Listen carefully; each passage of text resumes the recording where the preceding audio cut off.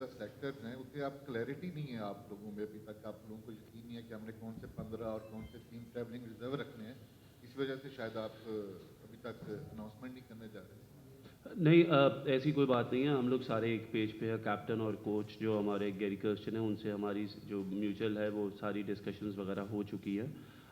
एक दो फिटनेस जितना हारिस जो है, हम लोग वो एक्सपेक्ट कर रहे हैं कि वो इंग्लैंड सीरीज़ तक बिल्कुल फिट हो जाए। उसका रिहैब शुरू हो गया हुआ है, वो बॉलिंग कर रहे हैं, नेट्स में 8 से 10 ओवर रोज़ के कर रहे हैं। तो हम लोगों ने इस वजह से ये एक दो ऐसी चीज़ें जिनको हमने मद्देनज़र रखते हुए थोड़ा सा स्क्वाड को लेट अनाउंस किया, ताकि हम जो 21 तारीख का मैच है इंग्लैंड में, उसके बाद इंशाल्लाह अपनी जो फाइनल स्क्वाड है वो इंशाल्लाह कर देंगे। इसमें हम लोगों को हर तरह से क्लैरिटी, सिर्फ एक या दो लड़के जिनकी फ़िटनेस के इशू हैं उनको बस हमने देखना है।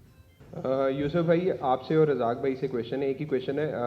बाबर आजम ने 2022 के T20 वर्ल्ड कप में भी कप्तानी की, फिर 2023 में भी की, और अब 2024 के वर्ल्ड कप के अंदर भी कप्तान वो बन के जा रहे हैं। क्या समझते हैं कितना चेंज आपने उनकी कैप्टनसी में देखा है इस न्यूजीलैंड सीरीज़ के अंदर, और आप क्या उनको राय देंगे? क्योंकि हमने फाइनल लॉस किया था T20 वर्ल्ड कप का, और फिर 50 ओवर वर्ल्ड कप अच्छा नहीं रहा, एशिया कप के भी हम फाइनल तक नहीं पहुंच सके थे। तो ऐसा क्या लैग कर रहे हैं वो बाबर आजम जो इस वर्ल्ड कप के अंदर वो उसको दूर कर सकते हैं अपनी उन गलतियों को?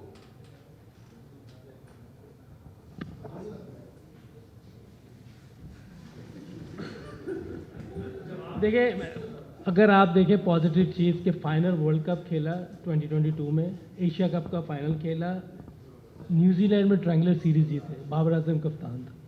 हाँ ठीक है, 15 वर्ल्ड कप में इतनी अच्छी परफॉर्मेंस नहीं थी, लेकिन कोई भी, मेरा नहीं ख्याल कोई बॉर्न कैप्टन होता है, सीखता है। हर इंसान ने सीखना है ग्राउंड में।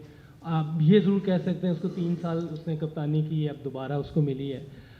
मेरा ख्याल है काफ़ी बेहतर चीज़ें की उसने इस सीरीज़ में, और इंशाल्लाह जिस तरह वो चीज़ें लेके चल रहा है, लर्न करने की कोशिश कर रहा है, इम्प्रूवमेंट नज़र आएगी आपको हर चीज़ में इंशाल्लाह। देखिए, सिस्टम काफ़ी चेंज हो चुका है। अगर आप पिछले 4-5 साल पहले की बात करें बाबर आजम की, और अभी जो है ना काफ़ी चेंजिंग आई है, और जैसे एक सिलेक्शन कमेटी बदल गई है और कोचेज़ भी बदल गए हैं। तो हमारा मकसद यही है कि हम एक पेज पे रहें, और बाबर आजम जितनी ज़्यादा इम्प्रूवमेंट की तरफ जाए कप्तानी की तरफ से, और कहीं भी उसको प्रॉब्लम होती है तो वो हमसे बात करते हैं, तो हम भी उनसे बात करते हैं। तो उसने काफ़ी कुछ इस सीरीज़ में सीखा है। और जो रोटेशन पॉलिसी की बात कर रहे हैं, तो पहले ये नहीं होता था। तो पहले एक साइड की तरफ थी सारी चीज़ें, अब काफ़ी चीज़ बदल गई है। अब जो है हम सब एक पेज पर हैं। हमारा मकसद यही है कि टीम की परफॉर्मेंस और बाबर आजम अच्छा प्लेयर को यूटिलाइज़ करें। सैम अयूब को देख लें या आज़म खान को, या इनफैक्ट उस्मान खान को, आप सब लोगों ने पाकिस्तान सुपर लीग की परफॉर्मेंसेस पे, क्योंकि इंटरनेशनल परफॉर्म ना वो न्यूजीलैंड में जाके कर सके, ना वो यहाँ न्यूजीलैंड में यहाँ लाहौर में परफॉर्म हो सकें। Usama Mir highest wicket taker थे पाकिस्तान सुपर लीग के, और अब उनको अब हसन अली, जो कि शायद पिछले 1-1.5 साल से इसी सिलेक्शन कमेटी उनको कंसिडर भी नहीं कर रही थी, उसामा को रिप्लेस कर देना, इसका मतलब यह है कि वर्ल्ड कप के लिए उसामा अब आप लोगों के प्लान में नहीं है। और ड्रॉप करने की रीज़न क्या थी? आप लोग आप दे दें। देखिए, पहली बात तो सैम जो है ना पोटेंशियल वाइज बहुत अच्छे हैं, और ठीक है वो न्यूजीलैंड में और यहाँ पे जिस तरह का हम एक्सपेक्टेशन कर रहे थे उनसे, वो हम वैसा नहीं कर सके, पर फिर भी हमें उम्मीद है कि वो अच्छा परफॉर्म करेंगे। ऐसे प्लेयर को एक मैच चाहिए होता है कॉन्फिडेंस के लिए। और दूसरा, सामा की बात कर रहे हैं, ठीक है उसने हाईएस्ट विकेट लिए हैं PSL में, और हमारे पास देखिए शादाब हैं, और हम चाह रहे हैं कि एक ही कैटेगरी के प्लेयर ना लेके जाएं। अब इसलिए अबरार को हमने रिप्लेस किया है, सामा पे लेके आए हैं। तो अब हमारे पास मिस्ट्री बॉलर भी आ गए हैं और शादाब भी हैं, ये रीज़न है। हसन अली का ये बता दें कि हसन अली पहले से कंसिड्रेशन में थे, वो काउंटी क्रिकेट खेल रहे थे, उनका कॉन्ट्रैक्ट था। आई थिंक कि हम लोगों को ये देखना था कि हमें एक एक्सपीरियंस बॉलर चाहिए था मिडल में, जो कि हारिस रऊफ़ की शक्ल में है, और हसन अली जो है वो एज अ बैकअप हैं हारिस रऊफ़ के, और ये क्लैरिटी हसन अली को भी दी गई है।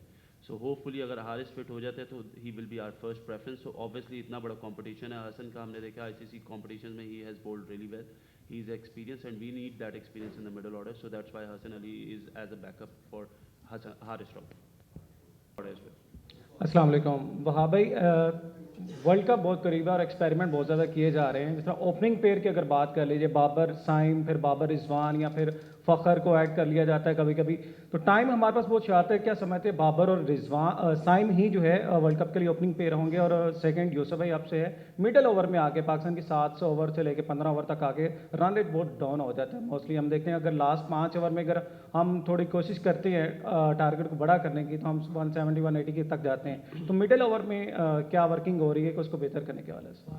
मैं देखें, फर्स्ट ऑफ ऑल आप चीज़ों को एक्सपेरिमेंट कह के भी हम उसको, rotation is the better word than the experiment. Experiment ऐसे लगता है जिस तरह हम लोग कुछ ख़राब कर रहे हैं। Rotation is something which we believe in कि हमें करनी चाहिए। और आज ये ट्रेंड हम शुरू कर रहे हैं, आज से पहले ये रोटेशन का ट्रेंड नहीं था। और आप लोग ये कहते थे कि चाहे छोटी टीम हो उसमें भी हमारी मेन स्ट्रेंथ खेलती है, और अगर बड़ी टीम हो तो उसमें भी मेन स्ट्रेंथ खेलती है। जहाँ तक रह गई आपकी बात कि जी हम कभी सैम और बाबर को करवाते हैं, कभी रिजवान और बाबर को करवाते हैं। देखिए, जब आप टीम बनाते हैं ना, तो यू आइडेंटिफाई कि आपके जो मेन प्लेयर है या जिन प्लेयर्स पे आप ज़्यादा अपने आप को या टीम डिपेंड कर सकती है, वो नो डाउट इस वक्त बाबर और रिजवान है। और उन दोनों का टीम को लेके चलना बहुत ज़रूरी है। That's why we need somebody at the start, rather Babar और रादर रिजवान, जो सैम की शक्ल में हमारे पास है, कि जिसको हम लेके जाएं, रोटेट कर सके, वो स्ट्राइक जो है वो ज़्यादा अटैकिंग प्लेयर है, वो अटैक कर सके। और उसके बाद मिडल ऑर्डर्स में जहाँ पे हमें प्रॉब्लम आती है, वहाँ पे हमारा एक ऐसा मेन प्लेयर हो जो टीम को लेके चल सके। So I think this is all part of the planning. अगर हमें कहीं पे ये भी लगेगा कि अगर हमें चेंज करना पड़ा आगे जाके, तो हम वो भी चेंज करेंगे। We are working in the best interest of the team, और जो बेहतर होगा हम वही करेंगे।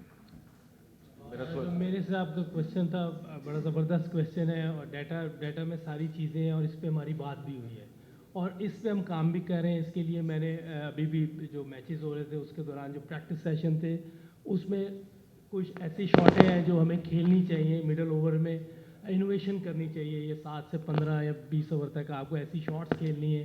स्कूप है, रैंप है, सीधी उल्टी स्वीप शॉट है, एक्स्ट्रा कवर, सीधी बिल्कुल स्क्रीन में मारनी चाहिए अगेंस्ट स्पिनर्स के। कि यही ओवर्स हैं जहाँ पे हमने रन करने, और ये प्लान किया हुआ है मैंने। और ये मैंने हेड कोच को भी बताया था, हमने उस पर काम भी किया था थोड़ा सा। चूँकि पहले ये हुआ नहीं हुआ, तो अब नई चीज़ है इनके लिए, क्योंकि ये बहुत कम लड़के हैं जो स्वीप शॉट खेलते हैं, ना सीधी उल्टी दोनों नहीं खेलते। ये चीज़ें हमने करवानी, और इंशाल्लाह साथ साथ ये चीज़ें होती रहेंगी। और एग्जीक्यूट तो इन्होंने करना है, हम करवा सकते हैं। जैसे क्वेश्चन आप कर रहे हैं, काम अंदर हमने करना है। और एक चीज़ और है कि जब तक आप फेलियर को जहन में रखेंगे ना, तो कोई चीज़ भी आगे नहीं चल सकती। हमने फेलियर के बगैर क्रिकेट खेलनी है। कोई भी क्रिकेट खेल रहे हैं, one day, T20 test. As a batsman मैं बता रहा हूँ कि जब मेरे दिल में ये होगा मैं आउट हो जाऊँगा, तो मैं आउट हो जाऊँगा। इस तरह की क्रिकेट हमने नहीं खेलनी, और इंशाल्लाह ये लड़के आगे चल के ये सारी चीज़ें कर रहे हैं। आहिस्ता आहिस्ता कोशिश हम कर रहे हैं, तो इंशाल्लाह बेहतरी आएगी।